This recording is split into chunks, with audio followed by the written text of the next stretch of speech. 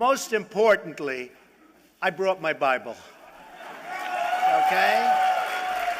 And, you know, it's First Presbyterian Church, Jamaica, and this was written by my mother with my name, it's a long time ago, with my name, with my address, with everything. In case I lost it, somebody would return it. As President Trump goes off on an extraordinary rant, at times taking on a messianic tone.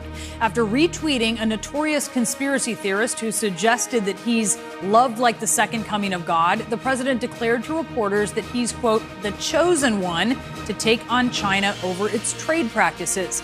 He once again attacked Jewish Democrats and repeatedly slammed the media, along with former President Obama.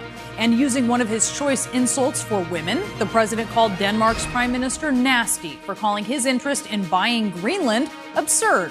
The president zigzagged on guns and background checks. He flip-flopped on the economy, saying he's not looking at a tax cut a day after suggesting he was. I'll be speaking with Congressman Mike Quigley, who is on the Intelligence Committee, and our correspondents and analysts have full coverage of the day's top stories. Let's begin with CNN Chief White House Correspondent Jim Acosta. And Jim, the president seems to have anointed himself today. That's certainly right, Brianna. The president sounded as though he had something of a God complex at times today, declaring himself the chosen one and accepting praise from an ally who dubbed Mr. Trump on Twitter as the second coming. But the president wasn't so charitable when he doubled down on how he feels Jewish Americans should vote against Democrats and describing the prime minister of Denmark as nasty for rejecting his advances on Greenland. There were times when he sounded messianic and sometimes just a mess. Taking his questionable rhetoric to new heights, President Trump talked about himself in biblical terms, at one point looking to the sky as he praised his handling of the economy as godlike. I am the chosen one. Somebody had to do it. So I'm taking on China. I'm taking on China on trade. And you know what? We're winning. The president stirred up more outrage, repeating his belief that Jewish Americans face a loyalty test in the upcoming election. If you vote for a Democrat, you're very disloyal to Israel and to the Jewish people. After some Jewish American groups slammed that remark as anti-Semitic, the president accepted the support of conservative commentator and conspiracy theorist Wayne Allen Root, who portrayed Mr. Trump in messianic terms, tweeting, "Thank you to Wayne Allen Root for the very nice words. President Trump is the greatest president for Jews and for Israel in the history of the world. And the Jewish people in Israel love him like he's the king of Israel. They love him like he is the second coming of God." I have been responsible for a lot of great things for Israel. One of them was moving the embassy to Jerusalem, making Jerusalem the capital of Israel. Mr. Trump shifted once again on the topic of tightening background checks after sources told CNN he all but assured NRA President Wayne LaPierre he was siding with the powerful gun lobby. Oh, I have an appetite for background checks. We're going to be doing background checks. We're working with Democrats. We're working with Republicans. We already have very strong background checks, but we're going to be filling in some of the loopholes we just talked about, concepts. Wayne agrees things have to be done also. The president got testy in defending his decision to scrap his upcoming trip to Denmark after that country's prime minister rejected Mr. Trump's expansionist designs on Greenland as absurd. I thought that the prime minister's statement that it was absurd, it was an absurd idea, was nasty. I thought it was an inappropriate statement. All she had to do is say, no, we wouldn't be interested. Don't say what an absurd idea that is. Because she's not talking to me. Excuse me. She's not talking to me. She's talking to the United States of America. You don't talk to the United States that way, at least under me. On a range of questions, Mr. Trump repeatedly pointed his finger at former President Barack Obama. Under President Obama, Russia outsmarted President Obama. President Obama did that. Consider his defense of the Trump administration's new plan to detain migrant families for longer periods at the border. I am the one that kept the families together. Okay? You remember that, right? Just remember I said it. And now it gets even better. President Obama and others brought the families apart. But I'm the one that kept the families together. But that's not true. It was Mr. Trump who launched a policy of family separations. Still, the president insists he cares about migrant children. But let me just tell you, very much I have the children on my mind. It bothers me very greatly.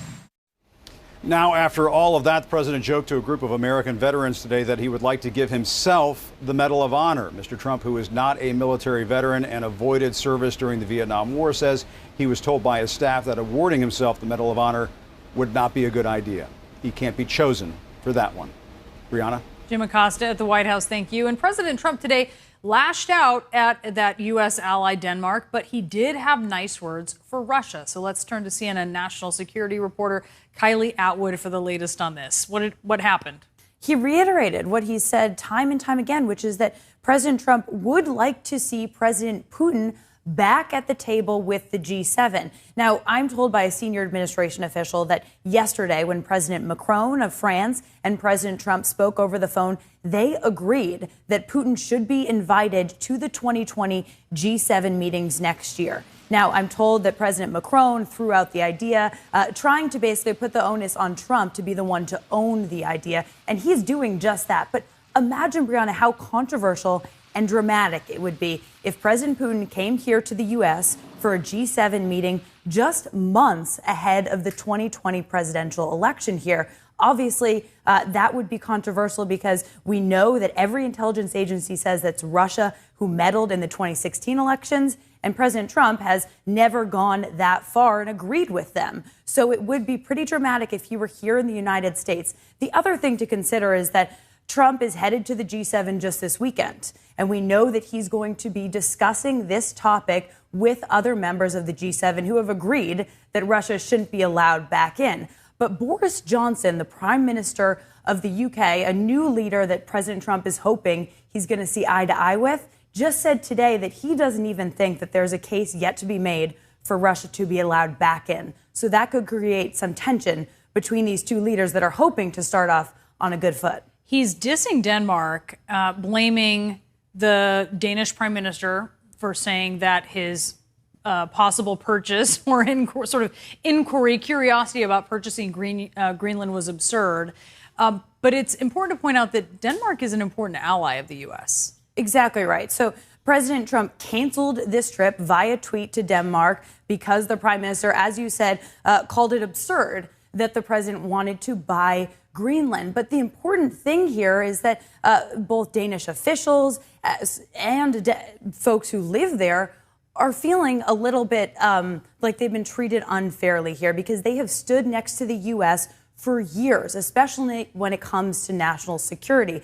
The U.S. has been allowed to use strategic bases in Greenland since the Cold War that allows the U.S. to listen in on Russia and other things across the Arctic.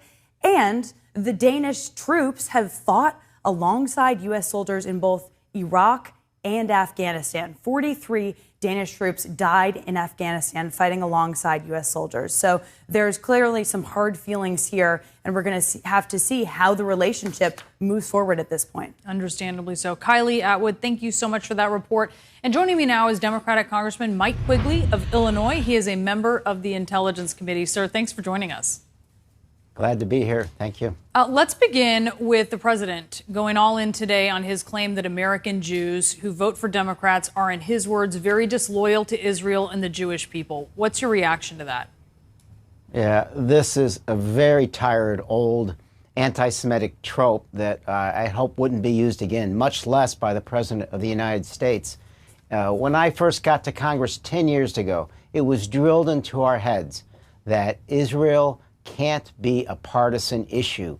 Eric Cantor on the Republican side, Steny Hoyer on the Democratic side said it is not in the U.S. interest for that to happen. It is clearly not in Israel's interest and very short-sighted of Mr. Netanyahu to think that this should become a partisan issue. And for the president to move in the opposite direction is really dangerous at this time. Well, definitely that you're pointing out here, this is cross-partisan lines. Are you concerned the fact that he is politicizing Israel, that may be doing long-term damage? I think the damage has been done for the last couple of years with the Trump White House. I'd like to think that cooler heads will prevail sometime when the president is no longer in office, but there's absolutely too much at stake. I've been to Israel numerous times and recognize the critical nature of our alliance as an extraordinarily important democracy, the only real democracy in the Middle East. That relationship matters, But the votes on Israel are extraordinarily important, and they've always been bipartisan. For him to suggest that Democrats don't support Israel is a mistake. In fact, most Jews in the United States are registered Democrats. I want to talk about the president's canceled trip to Denmark. He made this move after the Danish prime minister called his proposal to buy Greenland absurd. Denmark has been a key U.S. ally. They provide intelligence. They've sent troops in the fights in Iraq and Afghanistan. Does his canceling this trip, where they would have discussed security issues, hurt U.S. national security?